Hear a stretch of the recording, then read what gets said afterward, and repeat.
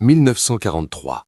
Front de l'Est. Le Karabiner 98K allemand, considéré comme l'arme la plus précise de la guerre, affrontait un ennemi inattendu. Ce n'était ni des chars, ni l'artillerie soviétique. C'était le concept même du combat qui allait changer à jamais le destin de la Wehrmacht. Le 21 juin 1935, l'armée allemande adopte officiellement le Karabiner 98K. Ce fusil à verrou représente l'aboutissement final de la lignée Mauser, une dynastie d'armes qui avait déjà prouvé sa valeur durant la Première Guerre mondiale. Le K98K, comme on l'appelle, tire des cartouches de calibre 7,92 par 57 mm Mauser. Son chargeur interne contient 5 cartouches. Sa portée effective officielle atteint 500 mètres, bien que des tireurs expérimentés puissent toucher des cibles à 800 mètres dans des conditions optimales. Entre 1934 et 1945, plus de 14 millions d'unités sortent des chaînes de production. 4 fabricants principaux se partagent cette production massive. Mauser-Oberndorf en Allemagne, J.P. Sauer & Sohn à Sul, Steyr-Daimler-Puch en Autriche annexée et Waffenwerk Brunn en Tchécoslovaquie occupée. Chaque arme nécessite entre 5,6 et 7,3 heures de travail qualifié. Les artisans allemands ajustent méticuleusement chaque composant. La hausse de visée, graduée jusqu'à 2000 mètres, peut être ajustée avec précision. Le bois de la crosse est sélectionné, traité et verni. Chaque arme est testée avant d'être estampillée et distribuée. Les soldats allemands, les Lanzer, subissent un entraînement rigoureux au tir. La doctrine militaire allemande se concentre sur la mitrailleuse MG34, puis la MG42, comme arme principale de l'escouade. Les fusiliers apportent un soutien tactique avec leur K98K. Chaque escouade de 9 hommes compte généralement une mitrailleuse et 8 fusils. Cette organisation privilégie le tir précis et l'économie de munitions. Un tireur expérimenté peut maintenir un rythme de 15 coups par minute avec précision. En 1941, lorsque l'opération Barbarossa commence le 22 juin, 3 millions de soldats allemands traversent la frontière soviétique. Ils sont convaincus de la supériorité de leur équipement. Le K98K a déjà prouvé sa valeur en Pologne, en France, en Norvège. Sa fiabilité par tous les temps, sa précision légendaire et sa construction robuste en font l'arme idéale pour le fantassin allemand. Mais sur le front de l'Est, cette arme de précision va rencontrer une philosophie de guerre radicalement différente. Si vous trouvez ces détails techniques fascinants, laissez le mot Karabiner en commentaire et abonnez-vous à l'énigme militaire pour découvrir les secrets que l'histoire a cachés. Pendant que les ingénieurs allemands perfectionnaient la précision, l'Union soviétique développait une philosophie diamétralement opposée, le volume et la vitesse. En 1940, l'ingénieur Georgi Shpagin présente à l'Armée rouge un nouveau concept de pistolet mitrailleur. Le 21 décembre 1940, l'arme est officiellement adoptée sous la désignation PPSH-41, acronyme de pistolet Pulemyot Shpagina. Cette arme révolutionne le combat rapproché. Sa cadence de tir atteint 900 à 1000 coups par minute. Elle peut être alimentée par des chargeurs Tamour de 71 cartouches ou des chargeurs boîte de 35 cartouches. La cartouche 7,72 par 25 mm Tokarev, développée à partir de la munition Mauser C96, offre une pénétration excellente et une trajectoire tendue jusqu'à 150 mètres.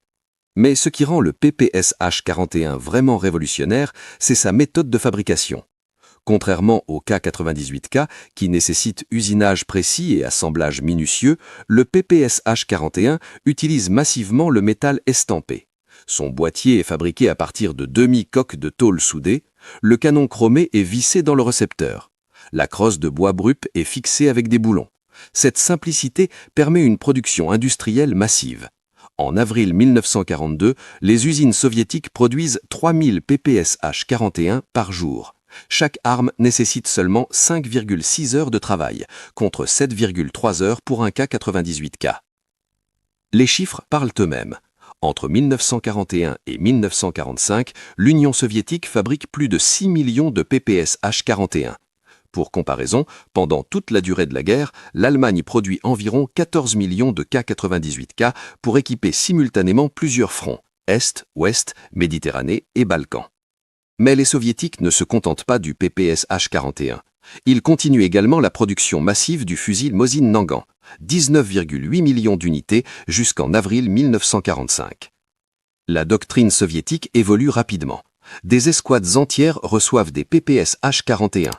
Pendant la bataille de Stalingrad, de septembre 1942 à février 1943, des compagnies de choc soviétiques arrivent armées exclusivement de pistolets mitrailleurs.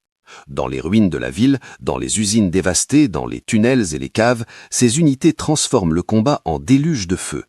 Un soldat soviétique avec un PPS H-41 peut arroser une position ennemie avec 71 cartouches en quelques secondes. Face à lui, le soldat allemand avec son K-98K doit actionner son verrou entre chaque tir. La supériorité numérique change la nature même du combat. Sur le terrain, la confrontation entre ces deux philosophies crée un déséquilibre mortel.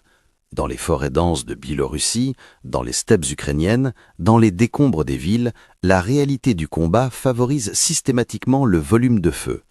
Un soldat allemand avec un K-98K peut tirer environ 15 coups par minute en maintenant une précision acceptable. Il doit épauler, viser, tirer, actionner le verrou, éjecter la douille, chambrer une nouvelle cartouche, répéter. Cette cadence exige concentration, stabilité et visibilité. Face à lui, un soldat soviétique avec un PPSH-41 peut libérer 900 projectiles dans le même laps de temps. Théoriquement. En pratique, les chargeurs tambours de 71 cartouches s'épuisent en 4 secondes de tir continu. Mais cette capacité de saturation instantanée d'une zone transforme le combat. Dans les engagements à courte distance, qui deviennent la norme sur le front de l'Est, la précision individuelle perd de son importance. Ce qui compte, c'est de forcer l'ennemi à baisser la tête, de supprimer sa capacité de riposte, de créer un couloir d'assaut. Pensez-vous que la quantité peut vraiment surpasser la qualité au combat ? Restez jusqu'à la fin pour découvrir la réponse que l'histoire a donnée. À Stalingrad, la bataille se déroule maison par maison, pièce par pièce. Les distances de combat tombent à moins de 50 mètres, souvent moins de 20 mètres. Un soldat avec un K-98K doit exposer son corps pour tirer avec précision. Un soldat avec un PPSH-41 peut arroser un couloir entier depuis l'angle d'un mur. Les Allemands appellent ce type de combat Rattenkrieg, la guerre des rats. Dans ce chaos urbain, la supériorité technique du K-98K devient négligeable. Les documents capturés révèlent le désespoir croissant des commandants allemands. Des rapports de la 6e armée encerclée à Stalingrad demandent explicitement plus d'armes automatiques. Des unités commencent à utiliser des PPSH-41 capturés, officiellement redesignés MP717R dans l'inventaire allemand. Le R signifie Russisch, russe. Des cartouches allemandes, 7,63 mm Mauser, sont modifiées pour fonctionner dans ces armes soviétiques. Certains soldats allemands abandonnent volontairement leur K-98K pour récupérer un PPSH-41 sur un ennemi tombé. Cette adaptation improvisée démontre l'inadéquation entre la doctrine d'avant-guerre et la réalité du front de l'Est. L'état-major allemand avait prévu une guerre de mouvement rapide, où la précision à distance et la manœuvre tactique domineraient. À la place, ils obtiennent une guerre d'attrition totale, où chaque ville devient un piège, où chaque forêt cache des partisans, où la quantité de feu prime sur la qualité du tir. Le K-98K n'a pas échoué techniquement, c'est le type de guerre qui a changé.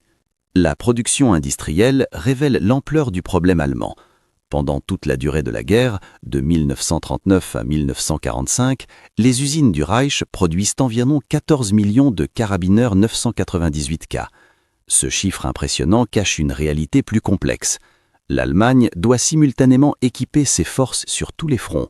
L'immense front de l'Est, qui s'étend de la mer Baltique à la mer Noire, le front occidental après le débarquement de juin 1944, le front méditerranéen en Italie, les garnisons d'occupation en France, en Belgique, aux Pays-Bas, au Danemark, en Norvège, en Grèce, en Yougoslavie.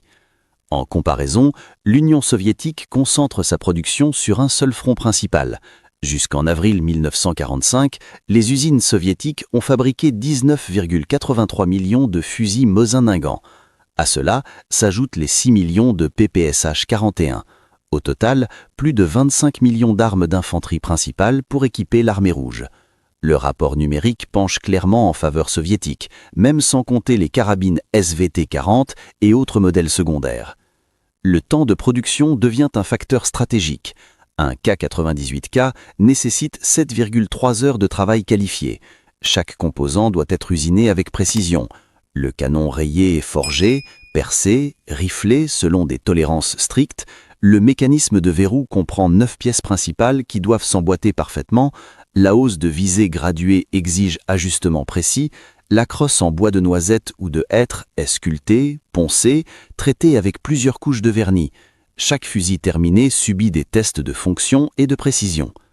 Le PPSH-41, avec ses 5,6 heures de production, utilise massivement la main-d'œuvre non qualifiée. Des ouvriers peuvent assembler des composants préfabriqués sans formation d'armurier. Cette différence de 1,7 heures par unité semble minime, mais multipliée par millions d'exemplaires, elle représente des millions d'heures manœuvres économisées que l'URSS peut rediriger vers d'autres productions militaires. Les ressources allemandes sont fragmentées entre multiples projets. Le Reich investit simultanément dans le développement du Sturmgewehr 44, la première vraie arme d'assaut moderne, produite à 425 000 exemplaires. Les mitrailleuses MG42, fabriquées à environ 400 000 unités, consomment ressources et main-d'œuvre spécialisées. Les programmes de chars Panthère et Tigre mobilisent acier de haute qualité et ingénieurs. L'industrie aéronautique dévore aluminium et moteurs. La production de munitions d'artillerie et de chars nécessite explosifs et cuivre. L'économie de guerre allemande doit faire des choix impossibles. En 1944, l'introduction du Kriegsmodell K91, le modèle de guerre simplifié, révèle le désespoir industriel du Reich. Les composants non essentiels sont éliminés. Le garde-main supérieur disparaît. Les pièces métalliques reçoivent un brunissage chimique rapide au lieu du bleusissage traditionnel. La crosse utilise du bois brut non traité, parfois du hêtre lamellé plutôt que de noyer massif. Les marquages d'usine sont simplifiés. La qualité globale décline visiblement. Ces fusils fonctionnent, mais ils incarnent l'effondrement de la machine industrielle allemande. La perfection avait un prix que le Reich ne pouvait plus payer face à la capacité de production soviétique illimitée. Le 8 mai 1945, lorsque l'Allemagne capitule, les statistiques racontent une histoire implacable. Le front de l'Est a consumé entre 80 et 90% de toutes les pertes militaires allemandes. Environ 4 millions de soldats allemands sont morts face à l'armée rouge. Environ 3 millions sont capturés et déportés en Sibérie. Les causes de cette hécatombe sont multiples. La logistique défaillante, les hivers russes, la supériorité aérienne soviétique progressive, les chars T-34 et KV-1, l'artillerie massive de Staline. Mais au niveau du fantassin individuel, l'équation est claire. Le volume de feu soviétique a submergé la précision allemande. Le carabinaire 98K a continué de servir fidèlement jusqu'au dernier jour. Dans les ruines de Berlin, en avril 1945, des Volkssturm, milices populaires composées d'adolescents et de vieillards, reçoivent des K98K pour défendre leur quartier contre les chars soviétiques. Cette image symbolise l'absurdité finale. Une arme conçue pour la précision à longue distance, utilisée dans un combat urbain apocalyptique par des civils non entraînés. L'arme n'a jamais failli techniquement, c'est le contexte stratégique qui l'a rendue obsolète. Après la victoire, les soviétiques capturent des centaines de milliers de K98K. Ces armes sont stockées, reconditionnées et redistribuées. Des fusils allemands équipent les forces communistes chinoises pendant la guerre civile de 1946-1949. Ils apparaissent en Corée du Nord pendant la guerre de 1950-1953. Le Viet Minh les utilise en Indochine contre les Français. Des K98K capturés en 1945 combattent encore en 1975 au Vietnam. Cette longévité témoigne de la qualité intrinsèque de l'arme. Un fusil conçu dans les années 30 reste fonctionnel et efficace 40 ans plus tard. Ironiquement, le K98K survit aujourd'hui dans les zones de conflit contemporaines. Des photos de Syrie montrent des rebelles avec des Mauser de 80 ans. En 2022, au début de l'invasion russe de l'Ukraine, des milices territoriales ukrainiennes reçoivent des K98K sortis des arsenaux d'État. Ces armes fabriquées pour combattre l'Union soviétique défendent maintenant l'Ukraine contre la Russie. L'histoire possède un sens de l'ironie cruel. Mais la vraie leçon ne concerne pas la survie d'une arme spécifique, elle concerne la philosophie militaire. L'Union soviétique a tiré les bonnes conclusions. En 1947, Mikhaïl Kalachnikov présente son prototype d'arme d'assaut. L'AK-47 combine la cadence de tir élevée du PPSH-41 avec la portée accrue d'un fusil. Plus important encore, il est fabriqué avec la même philosophie de simplicité et de production massive. Moins de 10 heures de production par unité. Composants interchangeables. Métal estampé. Tolérance aux conditions extrêmes. Plus de 100 millions d'exemplaires produits jusqu'à aujourd'hui. La doctrine soviétique a vaincu en 1945 et elle continue de dominer la pensée militaire moderne. Saturation de feu, production de masse, simplicité opérationnelle. Même les armées occidentales ont adopté ces principes. Le fusil d'assaut américain M16 tire 700 à 950 coups par minute. Le FAMAS français atteint 1100 coups par minute. Aucune armée moderne n'équipe ses fantassins avec des fusils à verrou comme arme principale. Le carabinaire K98K était techniquement supérieur au PPSH-41 sur presque tous les critères individuels. Il était plus précis, plus riable, mieux construit. Mais sur le front de l'Est, dans la guerre totale que l'Allemagne avait déclenchée, être supérieur n'était pas suffisant. Il fallait être nombreux, il fallait être rapide, il fallait pouvoir remplacer chaque soldat tombé, chaque arme perdue, chaque cartouche tirée. L'Allemagne ne le pouvait pas, l'Union soviétique le pouvait. C'est aussi simple et aussi terrible que cela. Cette bataille technologique a changé la face de la guerre moderne. Quelle est votre opinion? La qualité peut-elle vraiment compenser la quantité? Laissez votre réponse en commentaire. Si ce documentaire vous a captivé, abonnez-vous à l'Énigme militaire. Nous dévoilons les vérités cachées que l'histoire officielle oublie. Activez la cloche pour ne manquer aucune révélation. À très bientôt pour un nouveau chapitre de l'histoire que vous ne connaissez pas.